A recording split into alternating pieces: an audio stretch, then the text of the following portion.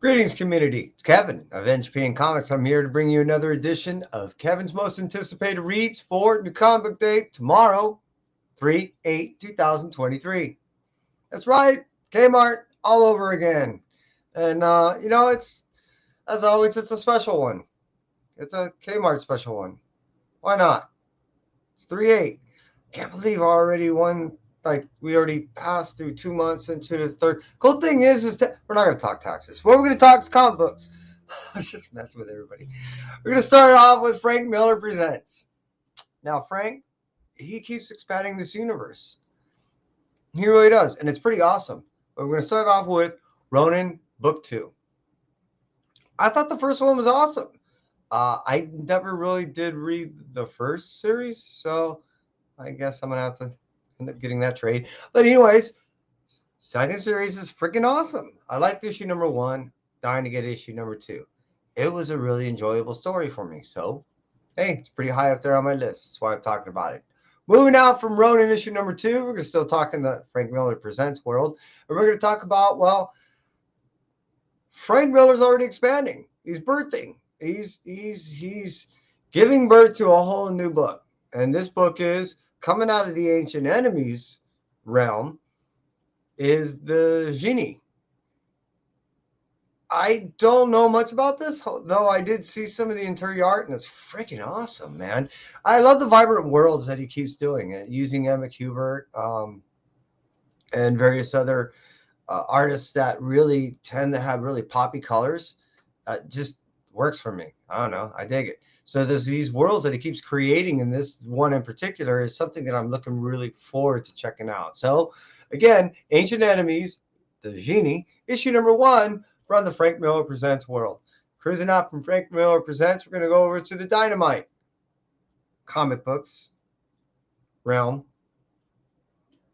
Is Cherish, issue number 5. I've been talking about Cherish for the past 4 issues. Why? This freaking Vigilante's awesome. Until I get something from directly Eon Flux, I'm going to keep reading Cherish. This is my kind of adventure excitement. So I'm going to keep watching. I hope she keeps killing.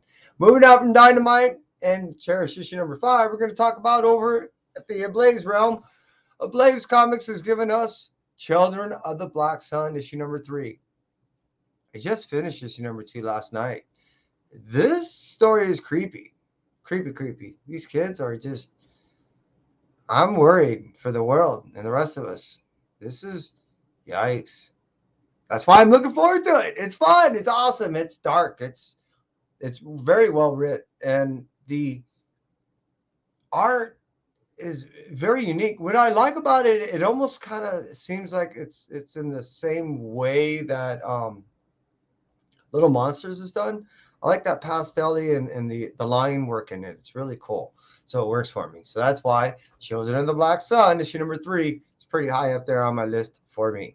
Moving out from Ablaze, we're going to cruise over to Marvel. Marvel has given us a few books here. So we're going to talk about first Amazing Spider-Man, issue number 21. It's been, like I said, it's been a pretty good ongoing series. Rather consistent. If you look at what's been out there for the past 5 years as far as consistency and a regular Peter Parker book, to me, this has been one of the best. So I'm digging it. Issue number 21 comes out tomorrow. Moving out from Amazing Spider-Man, issue 21, we're going to go over to the Bloodline, Daughter of Blade, issue number 2. This is where we're going to get the meetup of father and daughter. I'm just saying, this is going to be someone's got some serious daddy issues, and I think we're going to get to them in this. And I look forward to. I already read Bloodline issue number 1 twice, and I look forward to reading issue number 2. This is probably going to be someone that solidifies themselves into the Marvel universe pretty well. We don't get enough Blade into this, and if we can get Bloodline to go ahead and be the supplement, I'm willing. I'm digging it. So I'm going to check it out. On an ongoing thing, meaning I'm hoping beyond this miniseries, it's something down the road. I want to check it out, how they integrate. Blade's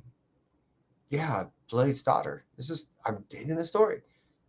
Moving out from, I'm beating this one. Moving out from Bloodline, Daughter of Blade, issue number 2. We're going to go over to Mary Jane and Black Cat, issue number 4. As you well know by now, because I keep saying it, I'm a huge Black Cat fan. And if Mary Jane is going for the ride, then hey, I'll take 2 chicks. Just don't tell the wife. Moving on from Mary Jane and Black Cat issue number 4, we're going to talk over to Silver Surfer Ghost Light issue number 2. Are we going to have another surfer enter the realm of the Marvel Universe? Is there enough room for the Marvel Universe to hold 2 surfers? Is it? I can't wait to read this thing. I read issue number 1. I was like, yeah, this is cool. It's ramping up to be pretty good. And me in particular, if we do have 2 surfers, that is an ongoing thing, that wouldn't bother me at all. Look how many spider things we got and everything. I mean, it doesn't bother me. Just keep it going. Is it really a private live stream? Did I really do that? Oh my God. I didn't realize. Stupidity if it is. Nikes. All right, we're going to move out from the Marvel. I'm going to go over to Dark Horse. Dark Horse is going to give us a book that I've really been looking forward to for quite a long time. This really almost made my Blue Light special. Seriously. Just edged out. Though, when I have both books in my hand, just saying. All right, Dark Horse is giving us Clear, issue number 1. This is a Scott Snyder, I think it's a 3-issue mini, and I'm totally looking forward to this. In a time when you can go ahead, which is almost like right now, utilize technology to go ahead and modify the way that you perceive reality, is what the part of the premise of the story is. And when an individual decides that they don't want to take the option of being able to massage their reality, it looks like some type of big brother's coming down on them. This looks like to be a really good Scott Snyder style story. Try to say that a few times fast. And I'm really looking forward to this. However, it was just edged out. Moving out from Dark Horse, we're going to go over to DC. DC is going to give us, I can't believe this is a freaking private. We're going to talk about Batman and Joker Deadly Duo, issue number 5. What I'm digging about this is Joker's doing all the stuff that Batman wouldn't, and Batman is being irked. Batman's doing all the stuff that Joker's is kicking himself and he would not ever catch himself doing. Love the fact that how Batman keeps Joker in the Batcave and all bagged up and like earphone. This is a story I'm thoroughly enjoying, and I really hope that they do another one after this, because this is a duo that you would not believe it is working very well together. And it's just awesome to watch. So Batman and Joker, Deadly Duo, issue number 5 comes out tomorrow. Joker. It's all about the Joker. Moving out from this Batman story, we're going to cruise over to a Joker story, The Man Who Stopped Laughing, which I find rather ironic in this issue number 6, because throughout the past 5 issues, he's narrating jokes through all 5 of the issues. It's funny as shit, and it's just as sick as anything that you would ever get from a normal Joker story. And it's told very well. It's drawn excellent. And, I'm looking forward to this series really having a decent ending. As you well know, sometimes the launch would be great. But when when a high dive, if it isn't executed right, it just goes flat. Well, sometimes that's the way some of these stories go. And so far, it isn't that way. So I'm looking forward to this, I guess, penultimate issue. And the final one at that. And that making statement of that, this segues into this Blue Light Special. Monkey Prince, issue number 12. Bittersweet, but this is the last of it. I'm digging this monkey meat. Seriously, this guy's the best. Been talking about it the past 11 issues, and it just gets better and better. I'm really looking forward to Monkey Prince not only fully integrating himself into the DC universe as a regular, but how this character is integrated is most awesome.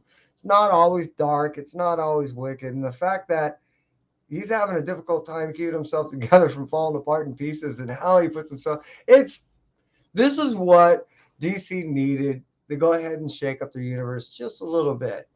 Seriously, Monkey Prince is the shot in the arm in the DC universe that was well needed, at least for me. If it wasn't for this character, I almost all but abandoned them altogether. Seriously. It's difficult to go ahead and just read nothing but Batman and Joker stories. Seriously. But Monkey Prince is that breath of fresh air, even from a monkey's mouth. I'm just saying. But hey, as I stated, this is my blue light special. If you haven't read anything from the Monkey Prince so far, I do highly recommend that you just pick up the trade. You'll, if you're even somewhat into the DC universe, will thoroughly enjoy this storyline. I'm telling you. And the way that they're going to integrate this character into the DC universe, I hope, is one of my most anticipated things to see. Seriously, as it was my blue light special for this week. And that's it for me, Entropy. And I thank you very much. You stay well. Take care.